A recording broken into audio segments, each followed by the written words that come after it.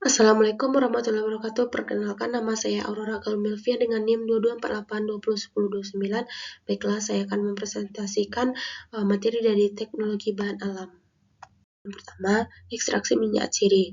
Definisinya, minyak ciri adalah zat berbau yang terkandung dalam tanaman, disebut juga minyak menguap, minyak eteris. Minyak esensial karena mudah menguap pada suhu kamar. Ciri utamanya, senyawa yang berwujud cair pada suhu ruang. Yang kedua, mudah menguap atau terbang. Yang ketiga, menghasilkan aromaterapi. Kandungannya pada umumnya terdiri dari campuran beberapa jenis senyawa minyak ciri, tidak stabil pada perlakuan suhu tinggi. Metodenya ada destilasi. Destilasi terdiri dari destilasi air uap, destilasi uap. Kemudian press, pelarut organik, enfleurasi, dan maserasi lemak panas. Metode destilasi. Tahapannya ada 3, yaitu persiapan, pemanasan, dan pemisahan. Kelemahannya, senyawa rusak karena menggunakan panas. Kelebihannya, teknologi sederhana, waktu cepat, pemisahan mudah. Kemudian metode press, tahapannya juga ada 3, yaitu persiapan, pengepresan, dan pemisahan. Kelemahannya, waktu lebih lama. Yang kedua, pemisahan lebih sulit. Kelebihannya, teknologi sederhana, senyawa tidak rusak karena panas. Kemudian metode pelarut organik, tahapannya juga ada 3. Yang pertama persiapan, yang kedua ekstraksi, yang ketiga pemisahan. Yang kemudian kelemahannya, pemisahan sulit, teknologinya mahal. Kelebihannya, senyawa tidak rusak karena panas dan waktu cepat. Kemudian metode enfleurasi, tahapannya juga ada 3, yaitu persiapan, ekstraksi, dan pemisahan.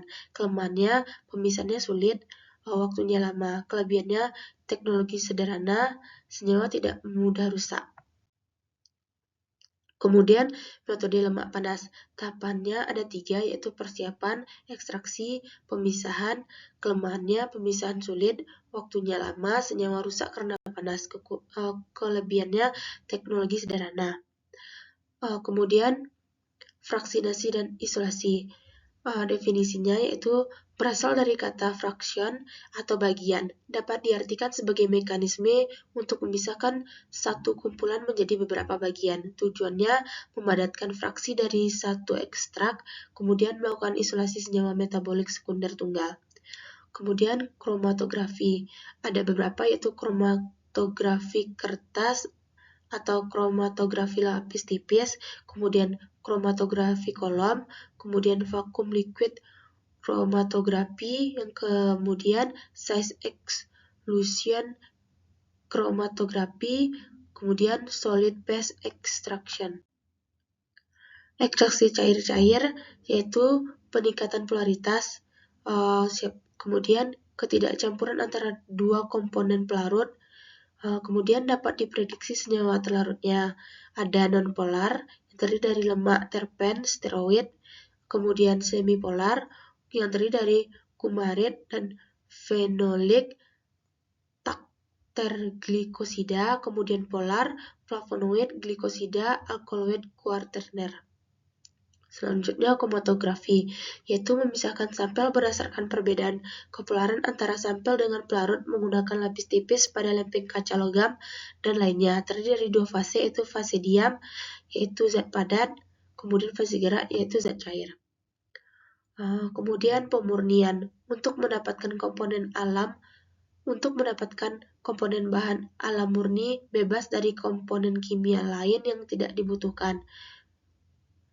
Prinsipnya pemisahan antara 2 zat atau lebih yang saling bercampur. Tujuannya untuk mendapatkan suatu zat murni dari suatu campuran yang telah tercemar. Tingkat kemurniannya 95-100%. Pemisahan berdasarkan peristiwa fisika atau kimia. Pertama, pemisahan secara fisika tidak mengubah zat. Secara kimia, satu komponen atau lebih direaksikan dengan zat lain sehingga dapat dipisahkan. Kemudian pembagian pemurnian.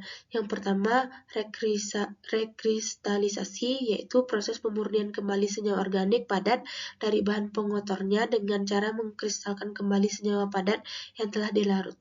yang telah dilarutkan ke pelarut. Kemudian dekantasi yaitu proses pemisahan sedimentasi campuran dan berdasarkan penuangan langsung atau pemindahan pada wadah lain. Prinsip kerjanya didahului dengan proses sedimentasi yaitu pemisahan campuran berdasarkan gaya gravitasi. Kemudian cairan yang lebih bersih dituangkan ke kontainer sehingga didapat cairan yang bersih. Kemudian yang ketiga, sublimasi, yaitu proses di mana suatu senyawa mengalami orsi dari padatan menjadi gas tanpa melalui fase cair, dengan cara memasukkan senyawa pada suatu sistem vakum. Pada tekanan yang rendah, padatan akan membentuk gas dan terkondensasi menjadi suatu senyawa.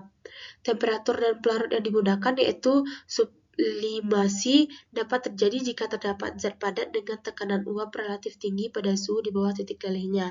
Alatnya ada kapas, kertas saring, cawan penguap, kaki 3 dan kasa, pusen, kemudian corong. Kemudian komputasi bahan alam. Komputasi diartikan sebagai cara untuk menemukan pemecahan masalah dari input dengan menggunakan suatu algoritma. Selama ribuan tahun, perhitungan dan komputasi umumnya dilakukan dengan menggunakan pena dan kertas, kapur, batu tulis, secara mental dengan suatu tabel.